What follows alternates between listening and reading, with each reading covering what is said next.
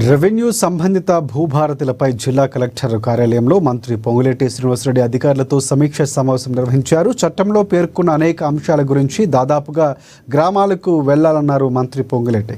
ఏ ప్రాంతానికి గ్రామానికి వెళ్ళినా గత ప్రభుత్వం నిర్వాహకం వలన గ్రామీణ ప్రాంతాల్లో నివసించే ప్రజలు ధరణి కారణంగా ఇబ్బందులు పడ్డారని ఆవేదన వ్యక్తం చేశారు మంత్రి.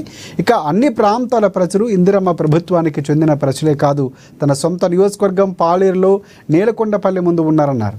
దేశవ్యాప్తంగా అన్ని ప్రాంతాల నుంచి కలెక్టర్లు ఇచ్చిన ఫీడ్బ్యాక్ అలాగే ఉందని, ఇంటి పేరు తన పేరు, స్త్రీలు బదులు పురుషుడు, 13 కుంటలు ఉంటే 10 కుంటలు పడింది అనే అంశాలకు కూడా సైతం పరిష్కారం లభించిందన్నారు. 3500